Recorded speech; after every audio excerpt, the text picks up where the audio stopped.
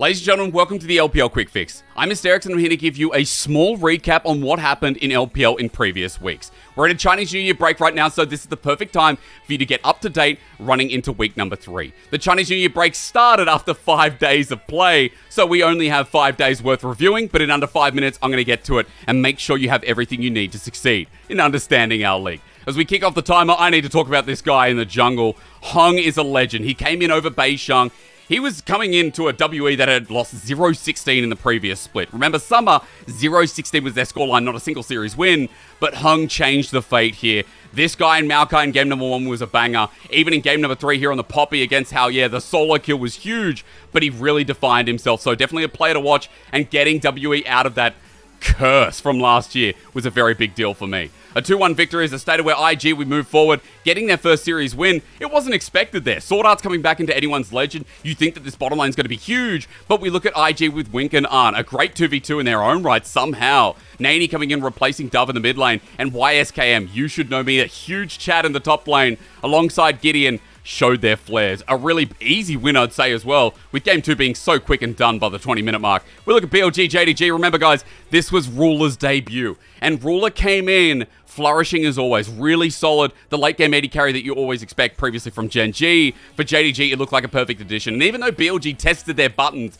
JDG came through in the end. It looked like respect was given over to Ruler as well, with a pentakill that was, I guess, given over by the last kill, as you'll see in a second, but Ruler still showed his stuff, and it was exciting to see that Knight, back with 369, was still showing that individuality as well. So JDG, a team that I put in the top 3, I'm still expecting to be one of the highest priority teams in the league. Pentakill for Ruler, a great way to kick off the split. As we look forward as well in the second day, opening up 2023, RA versus LGD was exciting. LGD showed a little bit more flair themselves. However, RA coming out with the win, really soldiering up with the thanks of Cube, Luoyan. Second and third game, RA looked like a different beast. The drafts look a lot more solid, and I feel like the shot calling was more on point. So I'm excited for RA to see how they shape up, but not enough information yet. We move forward into RNG OMG, and this was a banger ender. Guys, we got a backdoor, straight into LPL fashion.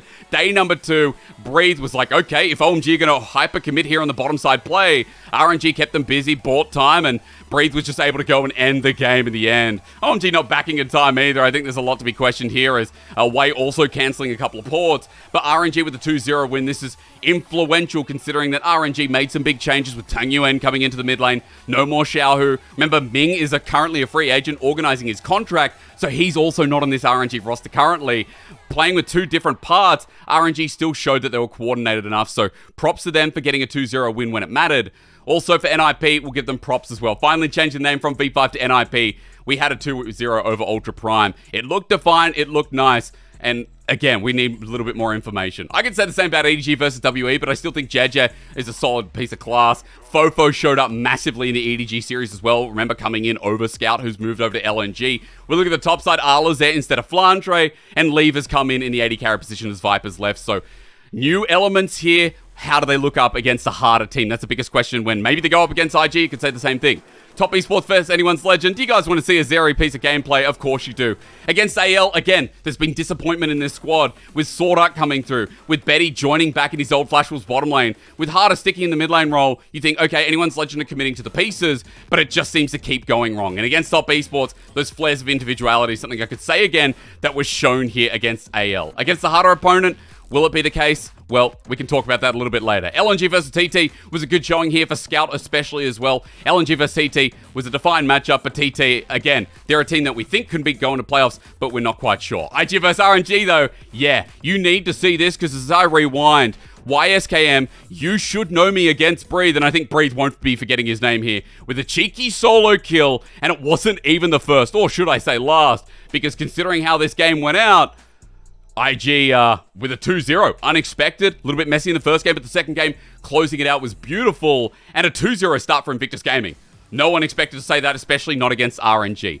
As we go to BLG FPX, though, as we're running out of time with 50 seconds left to go, let me just mention that this one went the distance with another 3-game series, but with Bin, who so far has been clutch for BLG, really carrying it out. Props to this top laner, man. Even in the series they lost, I think BLG have been relying on him heavily, and I think Bin has been the star player, so Another big win there, as you can see, 2-1 against FPX. But finally, let's end with the Giga Chad, folks. Let's look at the man in the top lane who was going up against Rookie. I'll bring this out for you. I'll mute it a little bit as well. Rookie came out with killer class, but in the end, who was it we needed to focus on? Who was it we needed to look at, man? It was the Shy, who just showed up on the Nidalee top. And in my last 10 seconds, all I can say is that this was solo kill number 2 in the series. From my recollection, against Qingtian, outclassed, outpaced, my time is done. And that's your week in LPL with a 2-1 to finish off by Weibo Gaming and Top Esports. Week 3 will be coming up here as we start the LPL split. Thank you for watching.